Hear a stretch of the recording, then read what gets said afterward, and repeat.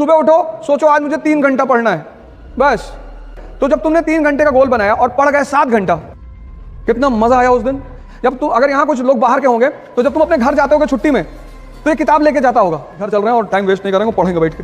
और जब तुम घर पहुंचते हो तो तुमसे क्या कहता है कि यार कानपुर में तो पढ़ ही रहे हो।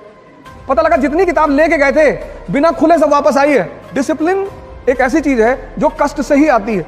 जैसे बैठ के मत पढ़ो, मैंने ये डाइस ले रखी थी, मैं इस पे पढ़ता था। इस पे नजर रखने के लिए एक डायरी बगल में रखनी है और उस डायरी को भगवान की तरह पूजा करो उसकी। तुम्हारा शेड्यूल नहीं टूटना चाहिए।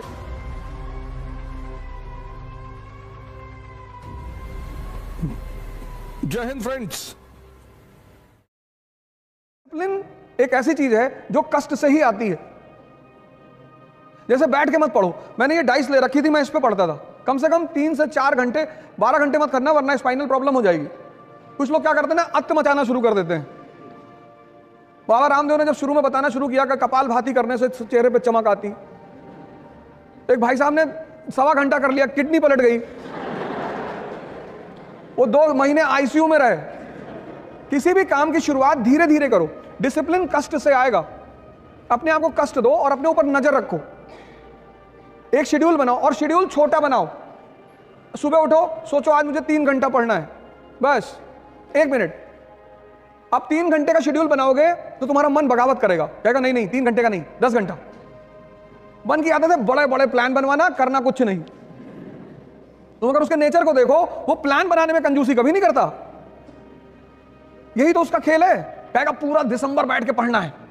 जब तुम, अगर यहाँ कुछ लोग बाहर के होंगे तो जब तुम अपने घर जाते होगे छुट्टी में तो ये किताब लेके जाता होगा कि घर चल रहे हैं और टाइम वेस्ट नहीं करेंगे, पढ़ेंगे बैठ के। और जब तुम घर पहुंचते हो तो तुमसे क्या कहता है कि यार कानपुर में तो पढ़ ही रहे हो। पता लगा जितनी किताब लेके गए थे बिना खुले सब वापस आई है। अगर आज तुम्हें दौड़ने के लिए कहा जाए तो कितने किलोमीटर दौड़ जाओगी? 1। लेकिन क्या तुम्हारी क्षमता सिर्फ 1 किलोमीटर दौड़ने की है? नहीं, नहीं ना। अगर आज मैं तुमसे दौड़ने के लिए कहूं तो तुम सिर्फ 1 किलोमीटर दौड़ पाओगी, ऐसा तुम कह रही हो। लेकिन तुम्हारी क्षमता 50 किलोमीटर तक दौड़ने की है मिनिमम। बाकी तुम अब भद्रकाली का रूप ले लो और 100 किलोमीटर दौड़ जाओ। तो अब क्या करना है तुम्हें? अब सुनो क्या करना है। आज तुम 1 किलोमीटर दौड़ी, 10 दिन 1 किलोमीटर ही दौड़ो, 11वें दिन तुम उसे 2 कर दो। स्टेमिना डेवलप हुआ। ऐसे जीवन में भी करना है। छोटे छोटे वो बनाओ गोल, कहो 3 घंटा पढ़ेंगे। तो जब तुमने 3 घंटे का गोल बनाया और पढ़ गए 7 घंटा, कितना मजा आया उस दिन। जब भी तुम अपने टारगेट से बढ़कर काम करते हो उत्साह बढ़ता है, और जब भी तुम अपने टारगेट से कम काम करते हो उत्साह घटता है। तो जब तुम 10 घंटे का टारगेट बना के सिर्फ 3 घंटे पढ़ते हो और यह प्रक्रिया 2 महीने चलती है तो तुम डिप्रेशन के शिकार धीरे धीरे होने लगते हो। इसलिए कम टारगेट बनाओ और ज्यादा आउटपुट निकालो और कष्ट दो अपने आप को।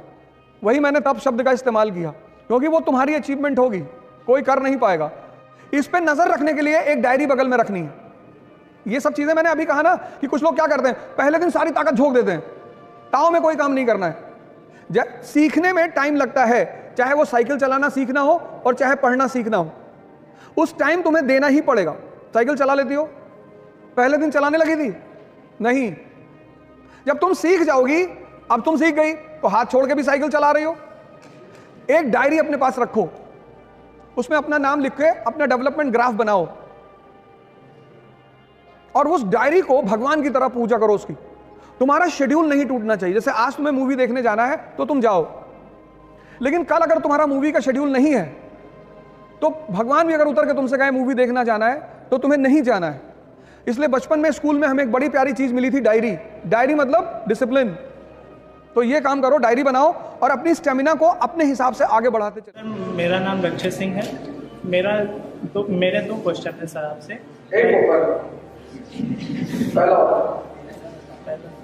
तो सर जैसे कि कोई नया बच्चा है, आईएएस की तैयारी करना चाहता है। नहीं, स्टूडेंट है, तो आईएएस तैयारी करना चाहता है। तो उसके पास मेजर प्रॉब्लम ये रहती है कि जैसे उसे ऑप्शनल चूज करना है तो उसमें जैसे उसे हिस्ट्री पढ़ने में ज़्यादा मज़ा आ रही है और वो हिंदी उठाता है तो उसमें भी कई कवि या फिर लेखक ऐसे मिल जाते हैं कि जिनके विचार उसे काफ़ी ज़्यादा प्रभावित करते हैं। और उसके बाद दर्शन उठाता है तो उसमें भी वो प्रभावित हो जाता है उनसे।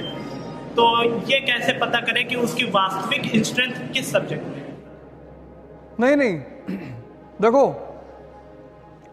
जो आदमी सबसे प्रभावित हो रहा है, हमारी श्रीमती जी ने हमसे कहा कि यार एक बात बताओ, तुम में और में बेसिक डिफरेंस क्या है? मैंने कहा तुम्हारी क्षमता ज्यादा है, लेकिन तुम्हारे काम करने का तरीका गलत है। बोली कैसे? मैंने कहा यार इतना टाइम लगा दो किसी चीज में, तुम कपड़ा खरीदने गई, अब कपड़े को पकड़ के ऐसे देख रही, कॉटन पैदा करती हो? नहीं। जब हम पहली बार गाड़ी खरीदने का प्लान बनाए तो हमने कहा वैगनार खरीद लो, बढ़िया गाड़ी है। तो उनसे किसी उनकी दोस्त ने कह दिया कि यार वैगनार, मारुति मिडिल क्लास। 6 महीने तक कार ही नहीं आई घर में, कभी मारुति, कभी सेंट्रो, कभी ये, कभी वो। फिर एक दिन मैंने उनसे कहा आओ, चलो आओ, फिर ले गए महिंद्रा के शोरूम में। इसीलिए तो इस देश में तुम संत रविदास को सुनो, मन चंगा, मन पे बात कर रहे हैं। तुलसीदास ने क्या कहा? जाकी रही भावना जैसी। ये मन तो तुम्हें हर बार तुम्हें शादी नहीं करने देगा। अगर 5-6 लड़कियां एक साथ खड़ी कर जाएं कि इसमें चुन लो, फिर डिस्टर्ब कर देगा तुमको कि नहीं ये नहीं। तुमसे खेल रहा है वो, एक पकड़ो, वो तुमसे खेल रहा है और तुम उसको मजा दे रहे हो, तुमसे मजा ले रहा है। कभी तुमसे कह रहा है हिंदी, रामधारी सिंह दिनकर, बहुत बढ़िया। अब तुम दिन भर बैठ के सोच रहे हो कि हाँ यार रामधारी सिंह। यही तो मैं कह रहा हूं, डिसीजन लेना है तुरंत।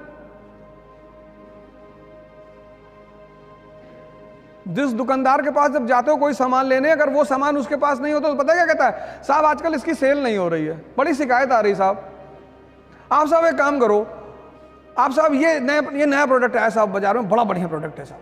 तुम उससे पूछो कि जो मैं मांग रहा हूं वो है? कि तुम बिस्लरी की बोतल मांगे, उसके पास नहीं है, कहेगा हिमालय का पानी ले लो। मैंने पूछा बिस्लरी है? कह रहा साहब बिस्लरी के पानी में बहुत शिकायत आ रही। मैंने कहा है कि नहीं? कहा भैया बिस्लरी नहीं।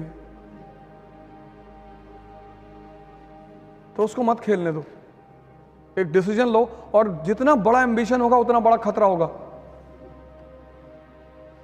खेल रहा है तुम्हारे साथ, कल से मत खेलने देना।